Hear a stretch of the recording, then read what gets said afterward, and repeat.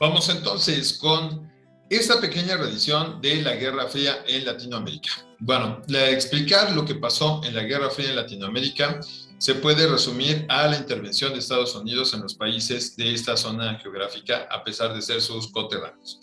En este caso, bueno, lo que va a hacer Estados Unidos básicamente es desestabilizar los gobiernos que no convinieran a sus intereses. Los intereses de Estados Unidos siempre ha sido meter sus empresas dentro de los países de Latinoamérica para obtener la mayor parte de sus recursos. En este caso, bueno, vamos a explicar el caso de Chile y Argentina. Son muy representativos dentro de lo que pasó en Latinoamérica, pero también pasó en El Salvador, Guatemala, Nicaragua, Bolivia, Brasil y bueno, un montón de partes donde Estados Unidos simplemente lo que hizo fue meter sus fuerzas militares para desestabilizar el gobierno. ¿Cómo lo hizo? Bueno, primero sobornando al ejército, ya que tuviera el control del ejército, ponían al ejército en contra entonces de ese gobierno para poder derrocar al gobernante en turno y entonces poder poner a alguien que conviniera a sus intereses. En este caso, bueno, por ejemplo, con México no lo tuvieron que hacer básicamente de esa forma porque siempre ha habido un acuerdo en los gobernantes, bueno, que estuvieron en esta parte del siglo XX y bueno, pues básicamente pues tenemos el resultado de lo que hoy tenemos aquí, un montón de empresas estadounidenses metidas en México, las cuales captan nuestro dinero y se va justamente para la nación de la Unión Americana. Así que empecemos con esta revisión. Pero bueno, en este caso empecemos con Chile y con Argentina.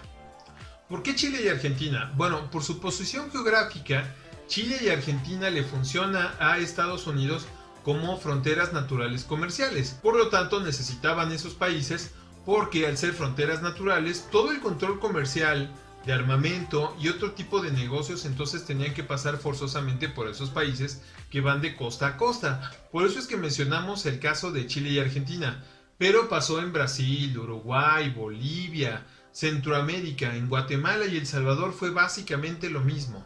Una persona puesta por Estados Unidos corrompe al ejército y entonces el ejército da un golpe de estado para poder derrocar a esa persona del poder y establecer un gobierno dictatorial. Bueno, entonces aquí tenemos el mapa de Sudamérica y lo dividimos entonces con banderitas para que se entienda un poco mejor. Entonces, los casos que veremos son el caso de Chile, que está aquí en la costa, junto con Argentina, y Uruguay y Brasil. Bueno, Uruguay y Brasil compartiendo el mismo destino que Argentina, justamente por la tendencia que les acabo de explicar. Bueno, resulta el caso de Chile, entonces va de 1969 hasta 1973, que es donde empieza el gobierno de un tal Augusto Pinochet, que ahorita vamos a ver. Bueno, como les decía, este es el país de Chile. También lo quiere Estados Unidos por ser una frontera natural, porque está pegado a Argentina, porque todos los productos que llegan del sur entonces tienen que pasar también por Chile. Por lo tanto, a Estados Unidos no le convenía que Chile se volviera socialista. El problema para Estados Unidos es que el socialismo en Chile ya había triunfado desde los años 50 con este señor que se llama Salvador Allende. Salvador Allende entonces fue presidente de Chile en 1969. El problema para Estados Unidos también es que Salvador Allende era buen amigo de Fidel Castro y de hecho compartían una gran relación no solo de amistad, sino también comercial. Entonces, el gobierno de Salvador Allende había expropiado 7 millones de hectáreas, que en este caso en Chile pues es bastante porque es un país tremendamente angosto, pero su territorio es vasto, aunque sea muy angosto el país. Entonces, esas hectáreas que se habían expropiado hacia los gringos se distribuyeron a cerca de 40,000 familias en Chile, distribuidas en cooperativas para que la gente entonces pudiera sembrar, para que la gente pudiera tener que comer y obviamente salir adelante. Claro, esto sin el auspicio o los intermediarios gringos que antes estaban.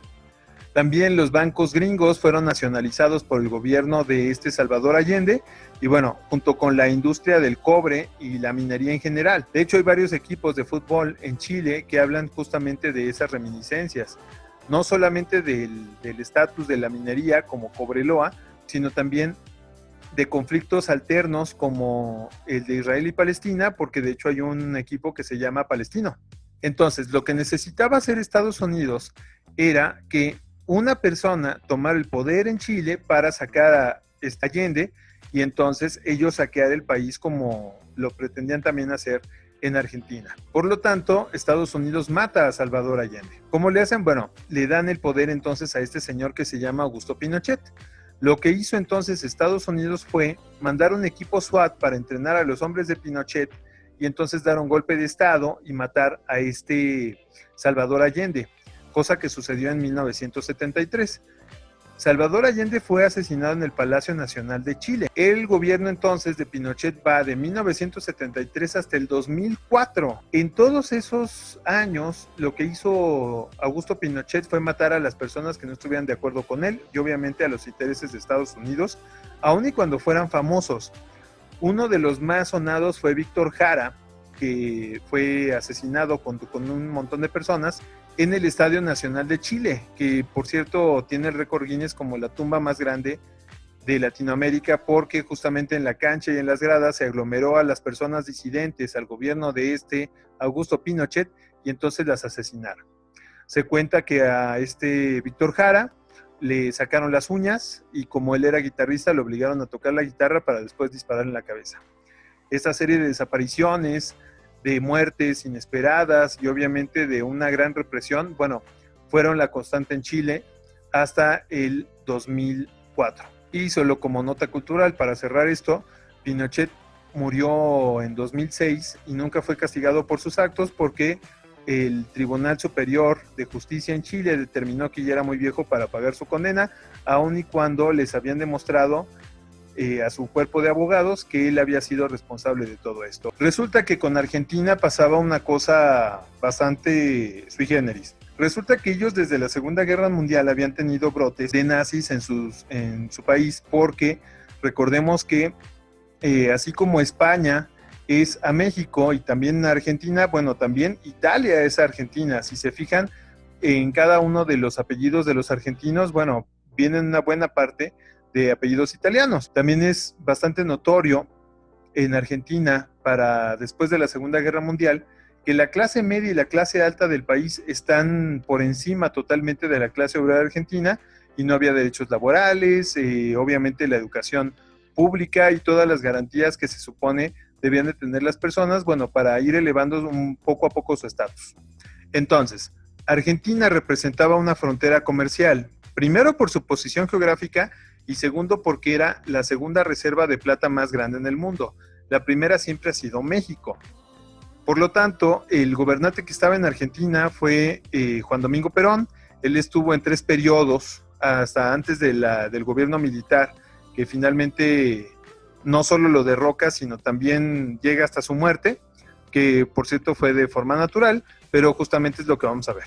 Entonces, Perón estuvo en 3 periodos y voy a dividir esos 3 periodos para que se entienda perfectamente cuál fue el papel de Juan Domingo Perón. En su primer periodo, de 1946 a 1952, su esposa, la famosísima Evita Perón, ella es Evita Perón, promueven la primer ley para darle el voto a la mujer en Argentina. Esto es muy importante porque darle el voto a las mujeres en ese momento no nada más es de que puedan echar un papel en una caja. Significa que cuentan como ciudadanas, significan que pueden divorciarse, significan que pueden iniciar un trámite de divorcio, significa también que pueden adquirir un inmueble, que pueden adquirir un coche, pero ellas ya figurando como ciudadanas. Para eso sirve el voto en ese momento. Y también, bueno, se fundaron escuelas de oficios y también para darles una orientación a la vida de las mujeres que no se tendría que resumir nada más a la casa y a los hijos. El problema es que Eva Perón murió en 1952. Después de la muerte de Eva Perón, de 1952 a 1955, Juan Domingo Perón desapareció el sistema de Hacienda, recordando que el sistema de Hacienda es cuando una persona posee una gran extensión de terreno y las personas que laboran en la Hacienda trabajan por muy poco a cambio de estar siempre endeudadas con esa persona que se las han dado. Entonces, al distribuir las tierras entre los campesinos y al quitarle los privilegios a las personas que tenían demasiado, entonces fue que Estados Unidos pues se enemistó con Juan Domingo Perón. También se creó el contrato colectivo de trabajo y creó un fondo de jubilaciones. Todas las cosas que los países de Latinoamérica empezaron a copiar, México también lo tuvo de una forma eficiente y muy palpable, pero bueno, en la actualidad es cuando las han quitado a los gobiernos capitalistas desaforados, basados en el modelo de Estados Unidos, pues obviamente no les convienen las ventajas sociales. También se decretó una ley de igualdad porque, bueno, en Argentina siempre había una tendencia discriminatoria y racista hacia los morochos. Los morochos, y aquí lo tenemos con la selección argentina, son todas las personas que tienen cabello negro y que no son arios, como muchas personas querían diferenciarse entre los blancos y los morenitos en Argentina. Entonces, para no decir morenito en Argentina, bueno, se les dice morochos. Las personas entonces sufrían una constante discriminación justamente por su color de piel o a veces hasta por el cabello. Y entonces, bueno, Juan Domingo Perón lo que hace es promover justamente la igualdad. Entonces, cuando Estados Unidos vio justamente esas ventajas sociales que estaba dando Juan Domingo Perón, se preparó para derrocarlo. Por lo tanto, para el segundo mandato, que debía de ser de 1952 a 1958, se derrocó a Juan Domingo Perón el 16 de septiembre de 1955. Obviamente no llegó a cumplir su mandato completo, entonces tuvo que refugiarse en Venezuela, en Panamá y en España. En ese ínter, mientras no estuvo Juan Domingo Perón en el poder, la Junta Militar dejó que se extrajera entonces los recursos de Argentina. Y bueno, ¿por qué se llama Argentina? Resulta que el nombre de Argentina viene de lo que es una mina argentinífera. Cuando decimos la mina argentinífera es que se supone que sacan plata. Por eso muchos de los equipos de fútbol tienen su nombre y aparte tienen que ver con algo de La Plata. Estudiantes de La Plata, Gimnasia y Esgrima La Plata, River Plate. Perón regresó entonces a Argentina para completar su tercer periodo de 1973 a 1977, pero se murió completamente anticlimático en 1974. Y tomó el poder este señor que les muestro, que se llama Jorge Rafael Videla, que de 1976 hasta 1983 con sus sucesores, bueno, estaban totalmente al servicio de Estados Unidos y eliminaron a todas las personas que no estaban de acuerdo con ellos. El régimen de la Junta Militar en Argentina fue tremendo. Desaparecieron un montón de gente y todavía esa cicatriz no cierra. Basado entonces en un gobierno militar, justamente después de esos golpes de Estado, vemos que los militares se instauran en el poder, obviamente eliminando a las personas que no están de acuerdo con ellos, y en muchos de los casos legalizando el saqueo de Estados Unidos de sus propios recursos naturales y ellos mismos llevándose una cortada del pastel. Al permitir justamente esos saqueos, podemos resumir entonces la Guerra Fría en Latinoamérica como justamente ese panorama histórico que se repite y de los cuales muchos no se han podido deshacer hasta hoy.